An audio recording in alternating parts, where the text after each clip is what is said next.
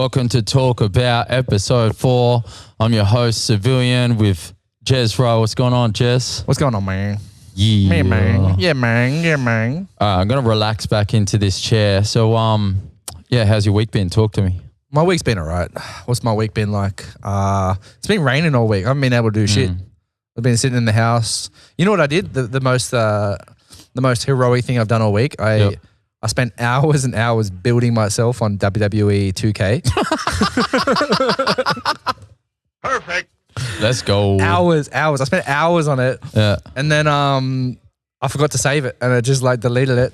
I got so mad at myself and I walked around the house being like, I should have done better. I wasted a fucking day. A fucking whole day. Yeah, but you'll be super quick next time. Oh no, I was super quick. I built it the same day. I revisited myself. I played with myself. So yeah, the next. Well, that's what you do when it's raining outside. You just sit inside and play with yourself. Yeah, I know. Yeah, just build a doppelganger of myself and verse Donald Trump in backstage brawl his matches, ass? Royal Rumbles. Yeah. No, I got smashed by Trump. Yeah, I got hit with a stunner. I got hit with a stunner in the car park. It wasn't fun. Yeah, fuck yeah. So that's all. Well, it boiled over into the car park, did it? It started in the car park. Shit. You know what? It ended in the car park. Oh, it started. I got my head put through a window. Yeah. I got hit with a Donald Trump Stone Cold Stunner. Fuck. It wasn't good. Yeah, I felt really embarrassed. Yeah, right. Okay. I spent hours making this thing just for me to lose. Are you plotting revenge? I've been getting revenge. I've been putting it on easy mode and just been drilling Donald Trump with chair shots after chair shots. Yeah. Bang, bang. Oh, that's what he deserves. That's my week, bro. Yeah. That's literally what I've been doing all week. Just made Nothing else? No, nothing you wanted to tell me about? Nothing? What do you got? No, what do you know? I thought you wanted to tell me about something. What do you know? You got a little new studio cooking or something? Oh yeah, I got that thing going too. Yeah, with my PhD, I got a new studio at my uni. Yeah. Not much to tell. Just blank space right now. Yeah, okay. I was telling you about before. But you got it. But I got it. Man's got a space. I got a space. Yeah, I was just telling you about it before. He was like, tell me about it on the pod. And I was like, I don't think I have much to tell. Yeah, other than just having the space, bro. Yeah. I just get to do my art in it. I mean, it's working. It's working progress to everything I'm doing already. Are you required to spend like a certain amount of time in there, or so many like X amount of days or whatever? That sounds like jail. No. Yeah. Maybe. Okay. Maybe. I'll be working in there soon. I'll go in there next week and try and do some shit. Yeah. Yeah, I mean, I got a show coming up in about a month. Yeah. So I could always take my stuff in and just like work it from there. Okay. I see it as a good way to get away from the family. Yeah, okay. Just escape. Just need another one, yeah? I do like pina coladas, just like get caught up in the rain and fuck off. Pina coladas, yeah. Getting caught in the rain. If you like hitting Donald Trump over the head with a baseball bat, then you're not in the pain. Yep. Let's talk about your new show. You announced it during the week. Yep. What's its name? What's its purpose? What's its date? Let's talk some details. Yeah. So last October I had a show called Hectic, and it was set in Honeybones. It was kind of just like talking about my turbulent lifestyle. Really, like I wanted a word that like was integral to me in my upbringing. In that, hectic. I grew up in like Burwood and Belmore area of Sydney, so like hectic was a word that was used in almost every sentence. Yeah, and so we had this show in October, and like I said, it's just kind of like visually describing this like tumultuous, busy, hectic lifestyle, and to be honest, like this like period that I was going through that moment, it was like retrospectively really hectic. Like, AC left us, but before that, like I had like 3 installs all at the same time. Like I was doing something for Bethesda for PAX. So like I was building that like over here. And by here I mean like in the studio or in your world, in your life. Underneath my hand there'll be a visual. Okay, I'm sure of it. Yep. Where's Jamie?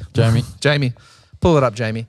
And so yeah, we built up this this big box to host these huge acrylic wings for people to pose in front of for Elder Scrolls. And another one of Bobby Knuckles' favorites, you know. So we built that in there at the same time as well as trying to produce this fucking show. I had like 30 pieces, and like I looked at the show back then as like my album debut. Fuck, Do you know what I mean? Yeah. Like I've had mixtapes, I've had like LPs before this, and I felt like Hectic was my I felt like, like it was a my coming of age kind of thing. Yeah, Oath. Okay. Oath. You know, I felt like it was almost like the end of my maximalist lifestyle. Interesting. It was an album in the way of like just the way that I thought about releasing and talking about it and like producing it. Even like you know, I have my hits, I got my bangers, I got my radio hits, I got my diss songs, I got my beef tracks. And yeah, ultimately it was a great show. I was real happy with how it looked and how it turned out and stuff, but I didn't feel like I gave it everything, and I don't feel like I got everything back at the same time. I think just because life was so hectic. Is that okay? Literally, I actually didn't have a chance to really enjoy Soak it in, and okay. So I got given a space from City of Melbourne during NAIDOC week. So the exhibition's at library at the dock gallery. Where's that? It's at the library. Okay. Is it at the dock by any chance? Or? It's at the dock, you know. Catch me sitting at the dock of the bay. Yeah. Watching time roll away. Oh. Beautiful. So yeah, there's that. And I basically wanted to continue the chapter in a way that I've called it Beyond Hectic. So I've moved past it, but at the same time, Hectic still lives with me a little bit. So it's kind of it's a double entendre, isn't it? It really is. You can be beyond hectic, but it's so hectic that it's beyond hectic. Yeah, it's caught up with me. Yeah, it's caught up with me for sure. Okay, and yeah, I like to play on words. It was either that or like I was going to call it Still Hectic, but I was like, Still Hectic just feels like you're carrying something over. But Beyond Hectic kind of gives the chance to say like, yes, this is a bit of a sequel. Yeah. It's a bit of a 1.5 in a way. Yeah. But yeah, no, like I've still got a bunch of my pieces from the show. You know, living the artist life, living la vida artist. I still have some pieces, and I wanted to obviously showcase the ones that I've still got and I'm still proud of, and even the ones that I actually didn't get to finish. So I've finished a bunch more. Yep. But I've also started a bunch more too. So I'll have honestly like 30 to 40 pieces in the show. It'll be massive. Yeah. And just do some cool shit. But yeah, Beyond Hectic is in July. Okay. I don't know. I'm enjoying the lead up to it now. It doesn't feel as hectic, but I still feel like, you know, what happens in Vegas stays in Vegas until they call you. They come knocking on your front door. And you're like, hey, we got married 3 weeks ago. Yeah, okay. And you're like, bro, I didn't get married to nobody. Yeah. You're just some... This court document says otherwise, baby. Elvis doesn't count for shit. Yeah, true. So do you feel like, you know, you said kind of mixtapes in the lead up, Hectic was the album. Do you feel like this is back to mixtape, or do you feel like this is album number 2? I feel like this is the director's cut. I feel like this is like if I release Damn by Kendrick, if I release Damn, then this is Damn backwards. Okay. You know what I mean? Like it's the director's exclusive. I've done a director's cut before of one of my shows, and to be honest, I like producing shit that no one does, like that no one thinks about. Like, oh, hey, you've done a show. What's the next one? I'm like, well, I loved this show. I'm going to continue to promote it. Just like an album gets promoted by a musician for like a year or two. Like, why can't I produce the same show and just like take it on tour for myself? Yep. So find a way to just kind of add a little bit more flavor, a little bit more depth, but like keep the core essence of it. Yeah. And bring back the power to me too as well. I got 22-inch pythons, which I need to like flex. Yeah. And you know, no one's really measuring it, so I hope no one really counts. Yeah, please don't anyone measure that. You know, if anyone does decide to come up to my arms, fall a little short with measuring tape, I'll be pretty disappointed. Yep, we all will be. No, I did a director's cut to one of my other shows. Which one? Bangarang. Oh, yep. So was that the one that you did first, Honey Bones, in the little spot where No, that was called Nowhere with a K. Oh, yep. Yeah, so that was about I feel like that wasn't my album debut, which is kind of nice. That was still me practicing. That was me finding my feet a bit during COVID. Yeah. But yeah, no, I did director's cut of Bangarang, which was like I did 20 artworks for and I showed it in Sydney, and then I felt like Melbourne audience didn't get to see it because it was in Sydney. Yeah. And so then I just did another 10 artworks on top of that. Yeah, okay. So then, Bangarang director's cut. Is that something that artists do typically? Like, you know, you mentioned the kind of taking it on tour idea. Like, is that something that people do? I don't think so. Nah, I mean, like, I can imagine someone wanting to take their art on tour. Yeah. I imagine like they get bought out by some like art collector or something, and then that art collector takes their shit on tour. Like you see with those shitty Banksy shows and stuff. Yeah, okay. Where like someone's bought the artworks and go like, look at my art that I've collected. I'm an art collector. I'm to show my work to everybody. And this is the artwork that I have purchased. Fuck that. That's wank. Yep. So yeah, I'm doing myself. Yep. I like that. And do you know what would be fucking sick? I only just had this idea, but like taking it, if you do take it on tour, like get artists from that city, either like painters or whatever, but also rappers to kind of come, like each city, like you know, it's like supporting acts. Oh shit. Like openers. Oh shit. You know what I mean? Yeah, I do. Like when you go to the different cities, get like who's the dopest rapper, underground rapper in this city or area. No. You're just opening up for yourself the whole way around Australia. I have to. Yeah, but just like that's. I put it in 2K. I just like make a doppelganger of myself. I open up for myself. But you know what I mean? Like you already have like a strong connection to a lot of Indigenous acts in the country, like hip hop artists. Maybe connect with them when you go around Australia. Who's the dopest like young Indigenous cat in Adelaide? Me. Obviously. They got to battle you for a spot on your show. It's like fucking Australian Idol. Yeah.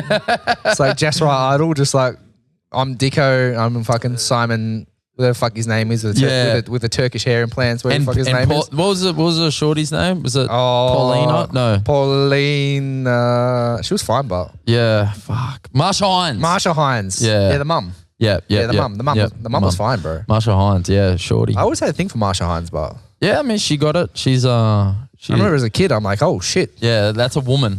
Awoken the the man in me. The 22-inch python. Oh my god. Sorry. Just start flexing. Anyway, so all right, so that's exciting. So how many pieces have you got done so far, do you think? I mean, I've got about I think around 30. You got them all done? I got most of them done, yeah. Oh shit, okay. Yeah, I got most of them done. One of my favorite ones from the show, is made from real Tesla glass. Oh. I wonder where I got it from. Yeah. So it's made from Tesla glass, and it's called Fuck Your Tesla.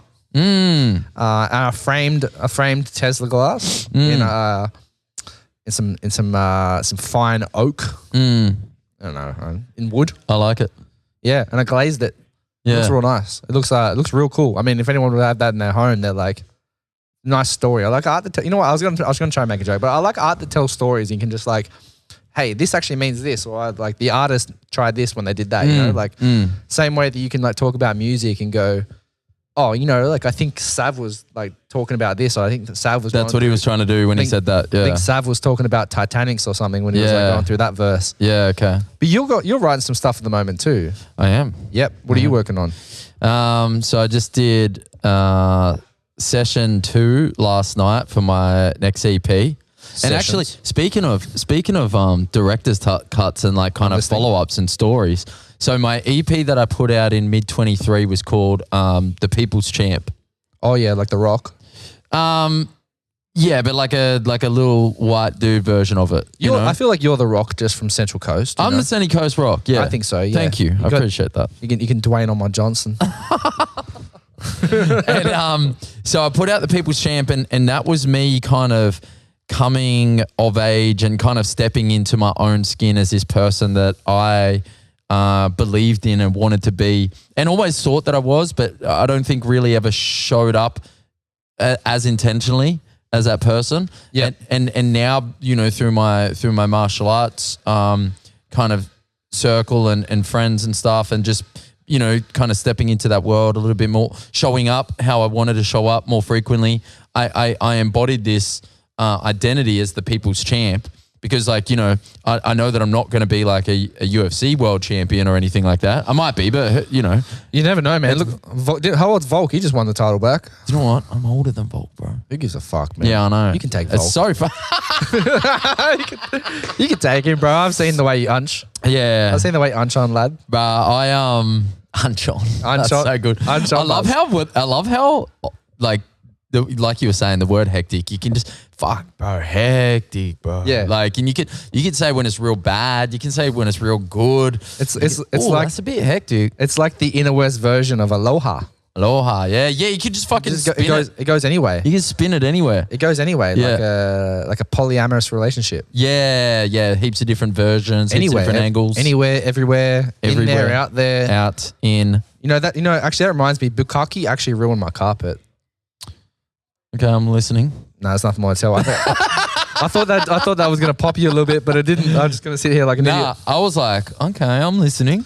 Bring a Muppet and bring a Muppet. Muppet and a buck. Muppet and a buck. I'm done, bro. This podcast is over. All right. Speaking of Bukkake, No. Yeah, go on. Yeah, I had a bar in a battle. So I did a few battles back in the day. Yeah, I remember. And I actually had a bar in a battle where I was like, yo, this guy, and did I mention in a Bukkake, he loves to be the center of attention. and then I kind of mimicked like being in a Bukkake. I went like this on stage.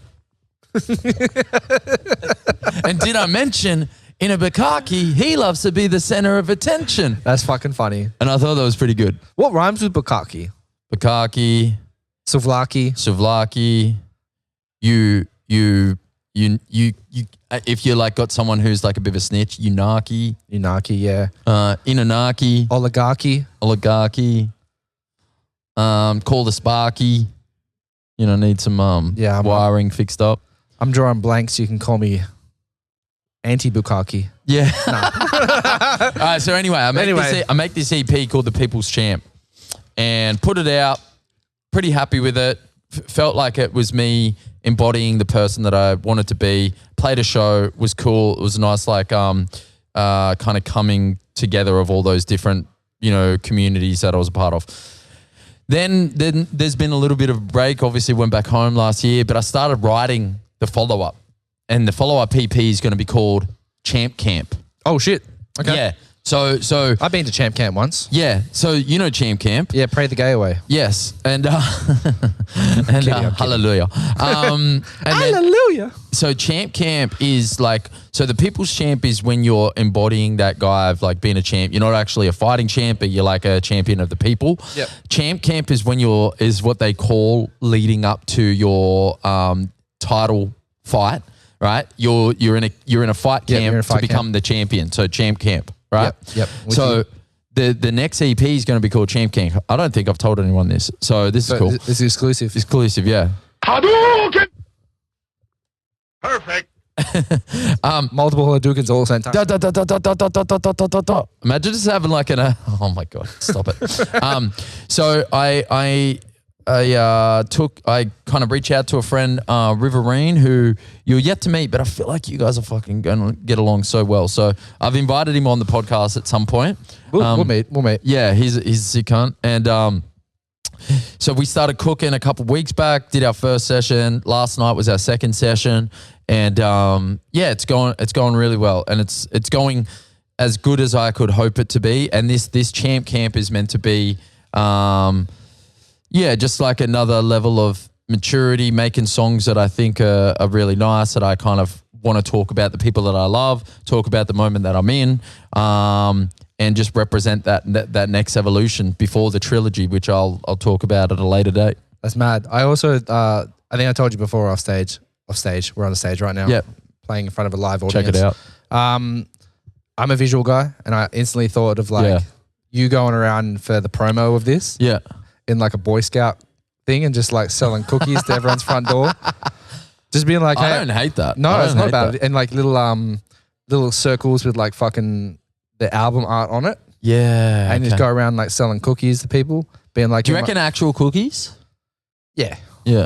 Okay. Why not? Hash brownies. Yeah, okay. Cookies with the album like the cover art on it. Yeah, made out of chocolate chip. Just like Sav. Fuck yeah. But no, I feel like the promo was everything for the album, and I feel like you nail that every time. Champ Camp is mad. Good name for it though too. Yeah. I love the People's Champ moniker as well. Like everything in wrestling kind of lives in real life. And I remember when The Rock dropped his name, his nickname, the People's Champ. Everyone was like, Muhammad Ali's the People's Champ. You know, like. And yeah, I feel like it's a thing that's like always like a name that you have to give yourself that you eventually fit into anyway. Yeah. Do you know what I mean? It's not like something that you need to become that. Yeah, I feel like, and that's with any nickname as well. Any nickname doesn't really have concrete until you have people celebrate it for you. Do you know what I mean? Yeah. Like you need to come up with your own nickname as an adult in later life. Anyway, I was listening to this Muhammad Ali quote this morning. He's like, you know how bad I am? Do you know how bad I am? You don't know how bad I am? I forget the rest of it. Fuck, he said that? He said that. Holy shit. No, he He's goes, a wise dude. he goes, I wrestled an alligator. I done tussled with a whale. Yeah. I done handcuff lightning and throw thunder in jail. Fuck, that's sick. That's what he said. That's sick. He didn't say the part where I just looked there silent being like, oh my God, I can't remember it. No, very poetic motherfucker. The only issue I have with Godfather hip hop. the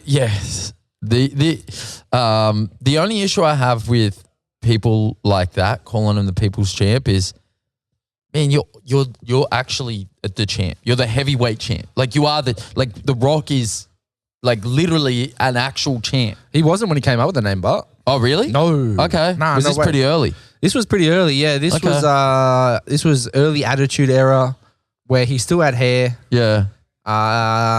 He wasn't the man yet. Okay. No, cool. he wasn't. I think he said it as a heel thing, like I'm a bad guy. Yeah. Okay. He's like, I'm the people's champ, and they were like, Yeah. Okay. but they end up living to that moniker anyway. Like, Yeah, for sure. He is the best known wrestler in the world, like 100%. way more than Hulk Hogan.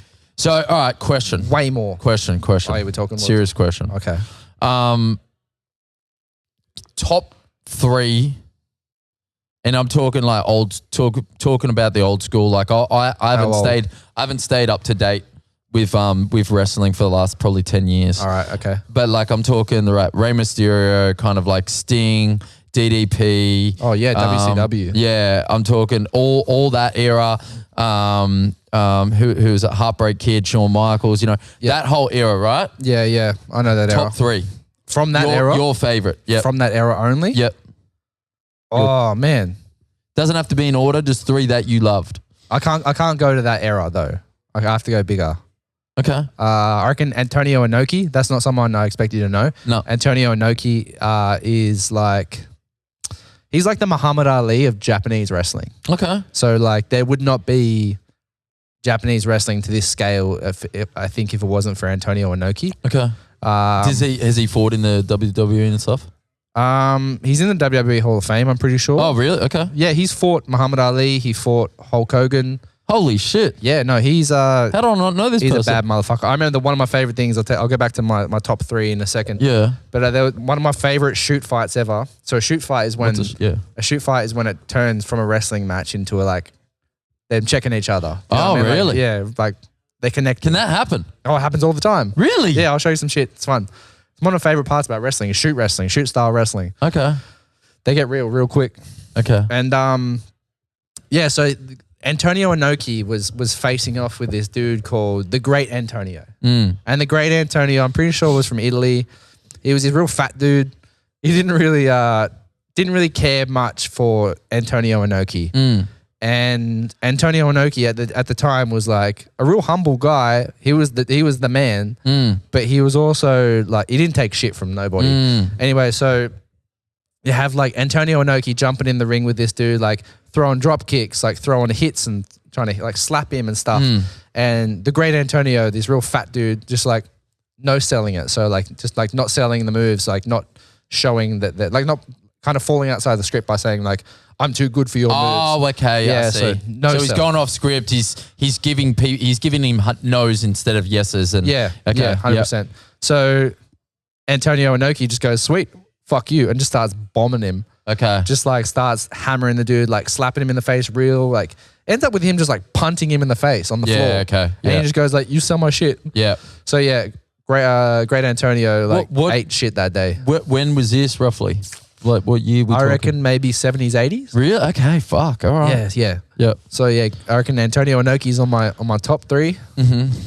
Fuck, I don't want to put Hulk Hogan on there because Hulk Hogan's a fucking racist, man. Yeah. He's kind of gone downhill. He's gone recently. downhill real quick, yeah. Nah, I won't go Hogan. I go Ric Flair. I reckon Ric Flair's on my top. Woo! Woo! I don't know how many people are going to listen to my woo then, but woo. That was good. Yeah, that was good. I heard it. Woo. I heard it. Woo. Yeah. Hadouken! Thank you. Save it. And number 3. Number 3. Oof. I'm going Rey Mysterio, bro. Rey Mysterio is my G. He's my favorite wrestler of all time. I love that dude. Why? Rey Mysterio. I don't need an answer why, bro. That's true. No one needs an Sorry, answer. I Rey apologize. Mysterio. Now, you know what? That dude lives the gimmick. He never takes his mask off, but everyone knows what he looks like because he's been seen without his mask off. What? 1,000 times. Is there a face under there? But yeah, it's just like just a pair of eyes. It's just like a video game. You take away the head, There's just like a pair of eyes. Yeah.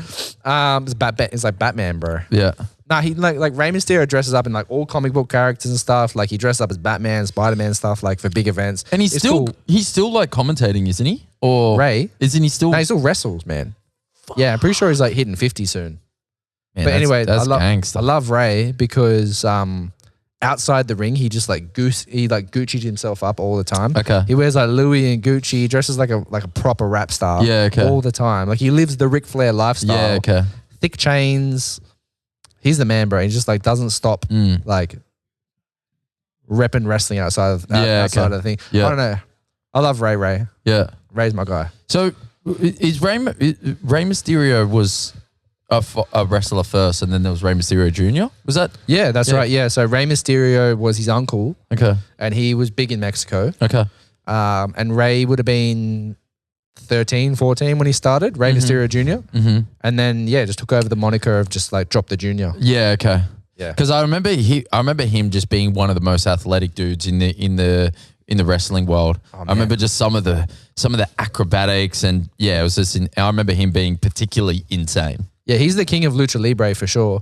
Do you know much about Lucha Libre? No, Lucha Libre is like Mexican apart style. from the movie with Jack Black. And that's Nacho Libre. Okay. Nacho! Fuck, funny. Lucha Libre is like, so with wrestling, right, there is just like hip hop, there's multiple styles of wrestling. Yeah. Uh-huh. So your American WWE wrestling, that's, for TV. Like it's for a particular carny audience. Like I say carnies because it's a tour. Like they have this tour aesthetic to what they do. Yep. So like, hey, hometown, it's so good to be back in Right. XXX. You know what I mean? Yeah. Like they have this like, carny thing to it, but like that's wrestling. That's American wrestling style. It's a little bit different. Then you have like indie wrestling style, which is a little bit different too. They don't do it for TV. They do it for more of the live audience. It's a bit more lighthearted, Yeah. bit fun. There's Japanese style wrestling, which is like, it's called strong style, brought in from Antonio Inoki. So Antonio Inoki. Strong style is exactly what it sounds like. They hit hard. They like for a reason because they want it to appear like it's a real sport. Yeah. And then there's like Lucha Libre, which is Mexican style wrestling, South American style wrestling, which is like high flying acrobatics, a lot of rope work. They like jump along the ropes. Real acrobatic. It's Do beautiful. they all wear the mask in that one? in Lucha Libre? Yeah. Nah, not all of them. But it's popularized from that. Yeah, there's a real lore, LORE around it though. So like if you lose your mask in Lucha Libre, you're not allowed to put it back on. Oh, okay. Big sizzles. Wow. And not everyone has a mask. Few and far between now. But like, the masks are real popular because they live and work like outside of wrestling most of the time. okay. Like I don't think Mexican wrestling, just like indie wrestling, has like allows for you to not have another job. Do you know what I mean? Like when you remember back in the day when people playing footy, like NRL, and they had other jobs too. Yeah, you got to be a Sparky during the week or whatever. Yeah, like that dude's got a black eye. That's not from footy though. That's from Yeah, Sparky. Just punched on over a bill.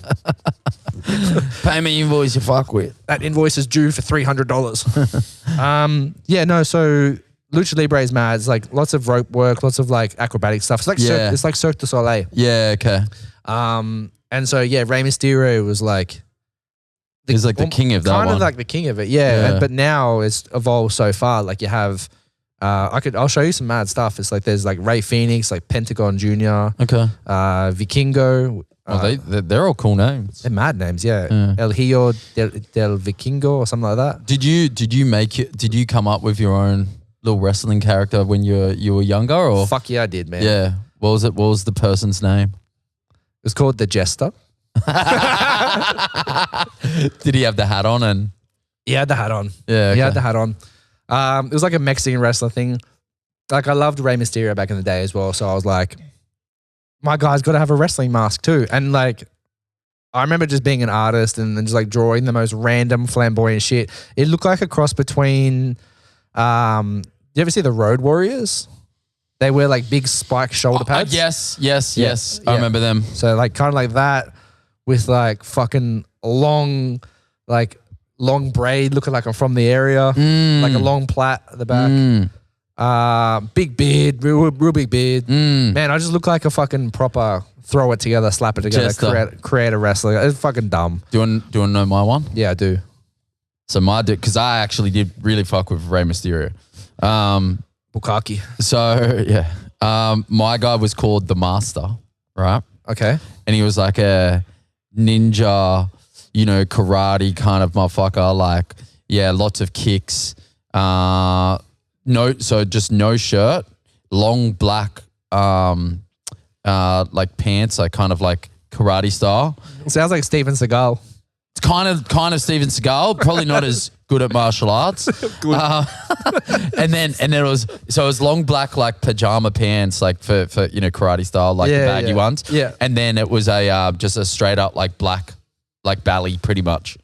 This sounds like Shredder from the Turtles, but from the area. Yes, pretty much from the area. And that was my guy. He was like lots of acrobatics, lots of kicks. Not a lot of talking, not a lot of showmanship. Just straight up about the martial arts. His name was the Master. You've Beta. The Master Calculator Beta. You've had a fight. You've had a few fights, eh? I've had one. Yeah. Yeah. Did you like the experience of being in the ring though? Loved it. Because I've had a couple amateur fights. Uh-huh. I didn't like the thrill of being in the ring as much. I didn't really like it. I got to admit. I also didn't like getting punched in the face. Yeah, that bit sucks. Do you know what I loved? I pretty much loved everything but everything.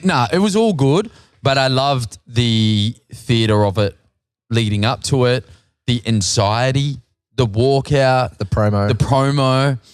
I loved building the fight. I loved. You had your own theme song, hey? I had my theme song. That's mad. You got to do your own theme song. I got to do my own fucking walkout with my own song, rapping it and dancing. Yeah, there was a lot to like about it. I can see how people would. I can see how people would fall in love with that. But the thing that has really stood with me is the work inside the ring is done before you get in the ring. Like when I got in the ring, it actually didn't matter like what I wanted to do in there. If I hadn't worked as hard as I did leading up to it, being in the ring would have fucking sucked. Like it did suck, but because I built my cardio to a certain point where it could like kind of hang for a little bit longer. How low? Not low enough, clearly. But yeah, like the fight was. The fight was done before I got into the ring. And so if you've done all the work and you just know all you got to do is get in there and fucking, try not to quit, then you can enjoy the other stuff, the promo, the lead up, the build up, the hype, the energy, the post fight, all of that, you can just enjoy it, which I did. That's how I know you're going to beat Volk. Yeah. I know it in my heart. I'll do the work. I just know it in my heart. I can feel it in my loins that you're going to beat Volkanovski next month. I'll beat him in the I'll have a better walkout For sure. Yeah. No, I don't rate his walkout songs. He needs, I mean, look, it's very Aussie. It's very like, What was his last one? I think he walked out to something. I don't know. come from a land down I think under. so. Yeah. Boo. Yeah. I hate that song, man. Yeah. He I hate that song.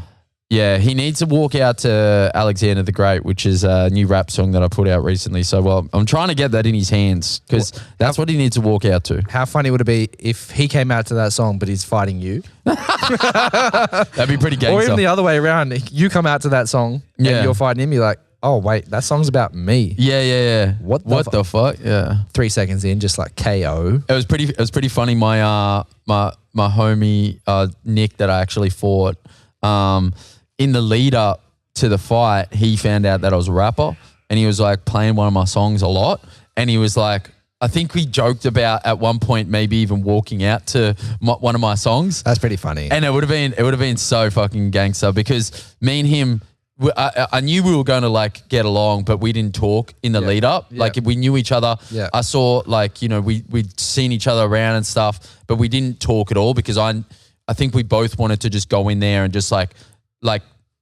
give it all we could, try and beat the fuck out of each other, and then we could be friends afterward. But in the lead up, he apparently found some of my songs, a song called Playoffs. He apparently really liked it, and he joked about potentially walking out to it to fuck with me. That'd be pretty funny, actually. Yeah, it would have been real good. Fuck. I do miss the thrill of it. Just like the build up of it though. Of like the build up and fight. I lost both my amateur fights. I had 2. Yeah. The first one I won 2, baby. I won 2. I won 2. What can you say? I'll get that third one. Yeah. I won 3. I'll get that. Gonna get that hat trick, baby.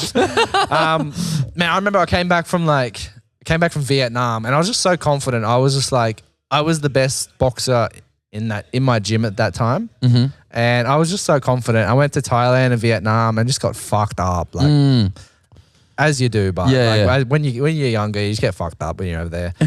And I came back just feeling bloated, like feeling like alcohol bloated. I did no training while I was over there. Yeah, and I came back and the fight was like within 3 or 4 days of me. Oh, you got that kind of fucked up. I thought you got.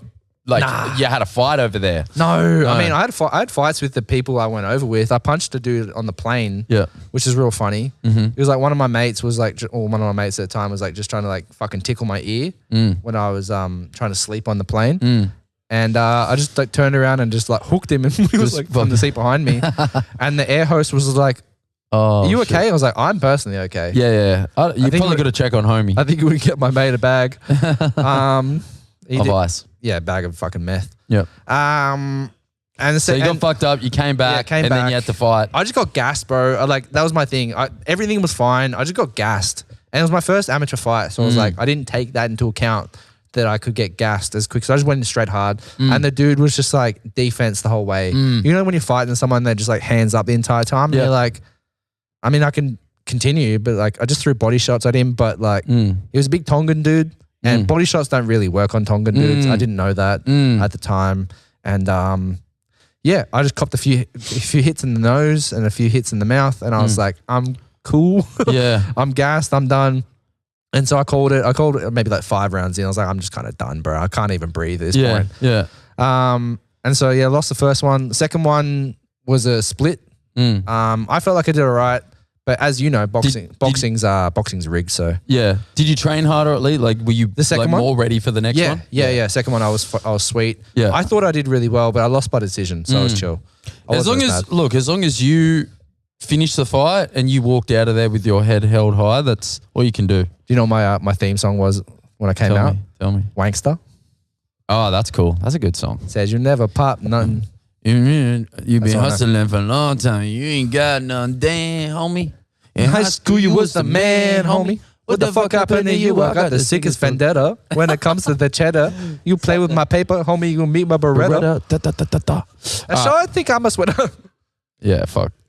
So that was that one. That era of 50 was, man, like peak 50 was. That was a run.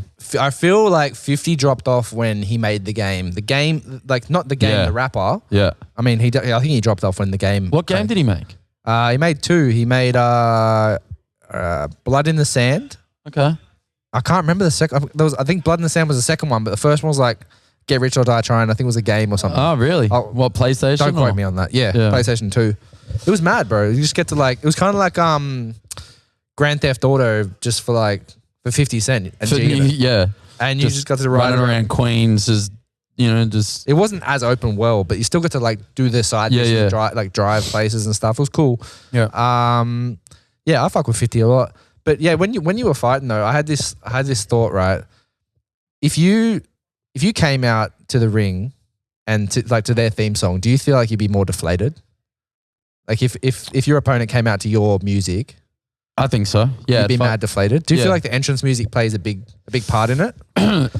If you see your opponent walking out, I think it does. Yeah. What about the ones that like kind of throw, like when you have entrance musics, right? And you think like, all right, this one's hyping this person up. But then you have entrance music, which is mad deflating, like a sad country song. And they like, slowly walk out with a lot of pain in their eyes. Yeah. And you're like, that song's clearly for you.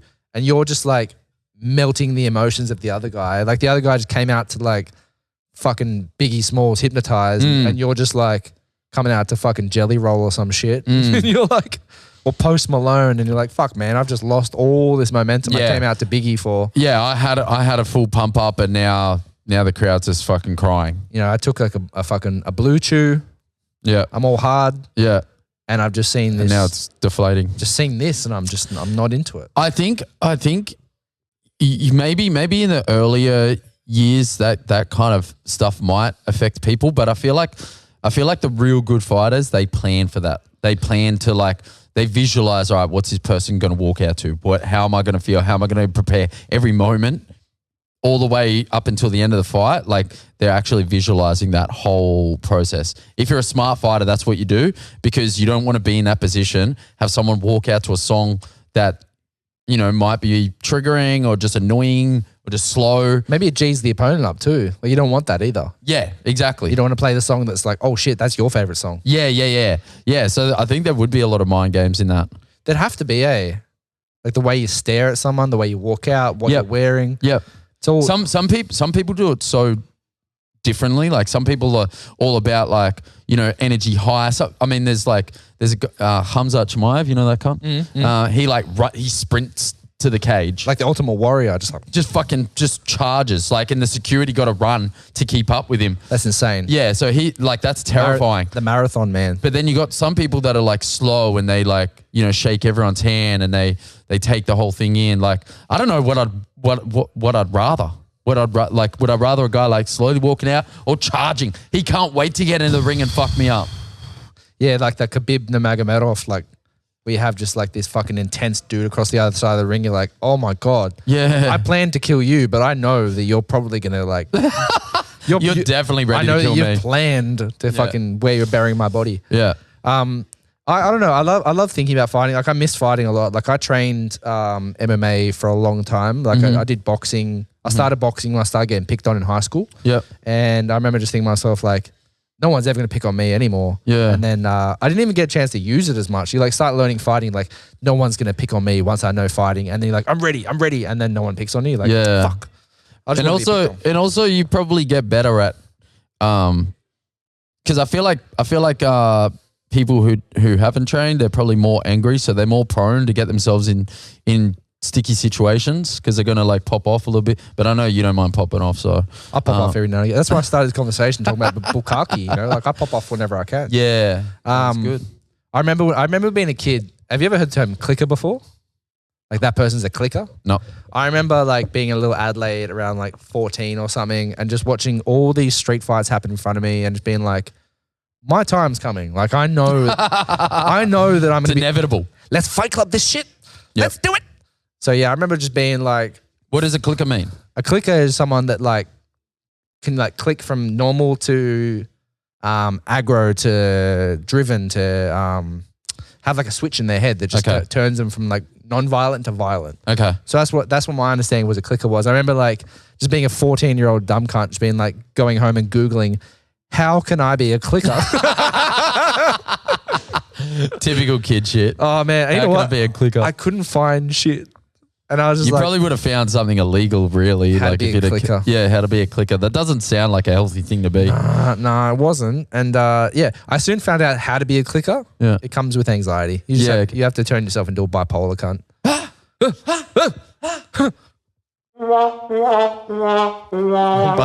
Yeah, that's okay.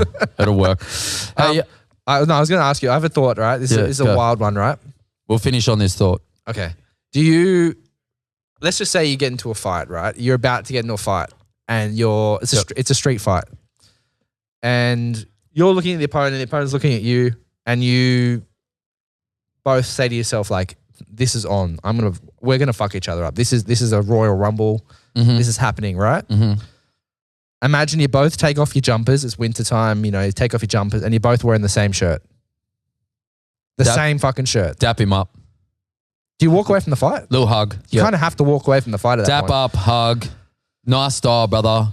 Have a good night. I can't imagine anyone fighting me in the same shirt. Yeah. Or the other way around. I wouldn't want to fight someone. Imagine me going to a nightclub wearing this jumper and going like, that cunt. Oh my God, he's wearing the same jumper as me. Did you go Cotton On as well, bro?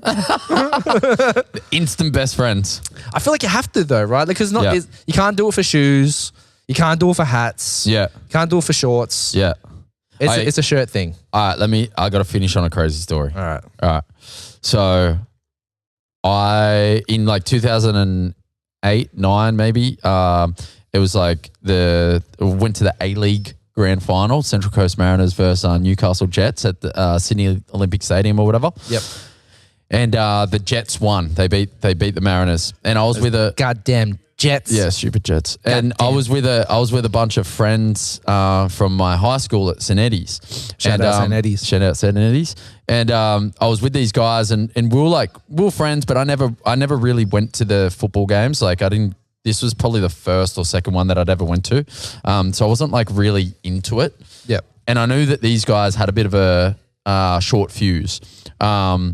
And anyway, so when we lost, I think they were like young, like angry kids. They thought they were kind of football hooligans. Did you shake hands at the end of it? That's pretty telling of how they're feeling when you shake hands at the end of a fight. Shake hands at the end of a game. I don't know about the team. I can't remember the teams, but I remember my friends being like real angry, like, and they wanted to like break something basically. So we walked around Sydney, and they were just angry. They were looking for Newcastle people that they could just fight. They just wanted to fight. Anyway, They're easy targets, those Newcastleians. yeah, and they kind of were asking for it. They always do. After beating our team. So we're walking through this alleyway, and there's like 5 of us, and we find this group of Newcastle Jets supporters, and there's 5 of them. It's like a young group of Newcastle Jets, young group of Central Coast, and my boys are thinking, fuck yeah, this is it. We're in an alleyway. It's like we're about to have a showdown. I like that we're finishing where we started in the theme of Bukkake. And alleyways, yeah. This is really solid. Well, solid it's a nice full circle jerk. And so we get in this alleyway, and my guys are like pretty angry. They've obviously lost. So come around the corner. yeah, come around the corner. Come around the corner. Let's have a talk. Yeah.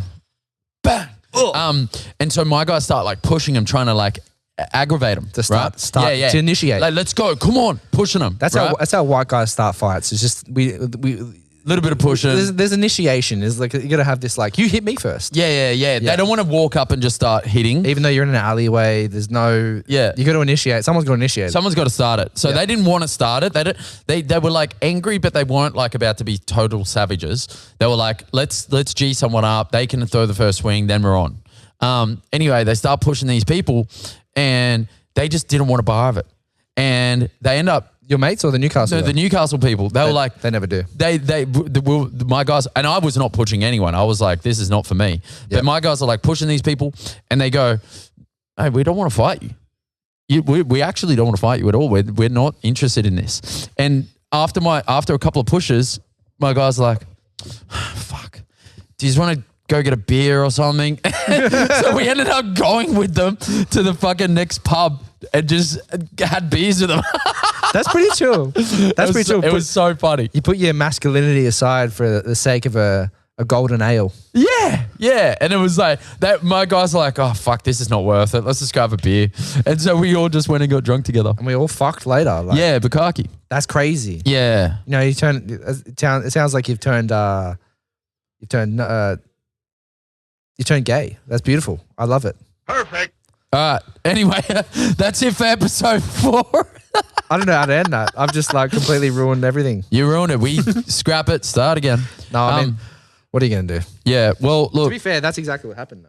Yeah. You made out with each other at the club. It's actually, I'll tell you the rest of the story offline because it gets a bit sad after that. But I'm just going to end it on that note because it's a pretty funny way to end it.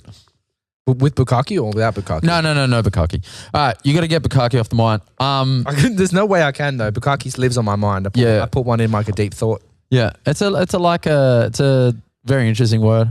I was going to compliment my throat game, but I think I might just fucking stop talking. Yeah, that's good. That's probably safe. I'm digging myself a hole deeper than The Undertaker. Yeah. How is The Undertaker going? He's done. He's really? done ski. Yeah. He's done ski, bro. No more Fred Durst. He had Limp Bizkit for a while. Yeah. He started as like the coroner, you know, like the fucking person or the Undertaker, someone who digs bodies and stuff. Digs bodies. Fuck me. Was he actually doing that? Is that how he started? Nah, he wasn't. I think he just was a ginger that wants to dye his hair black, and he did that, and he ended up looking like an Undertaker, and then that really worked for him. Got to be one of the best kind of like characters of all time, right? Yeah, he lived that outside the ring too. Yeah. Yeah, I remember watching a doco about how he used to like wear makeup outside the ring and act like an introvert. Like, look, he'd walk around the ring, walking around the streets looking like Blade. Yeah. So like a day walker type thing. Yeah.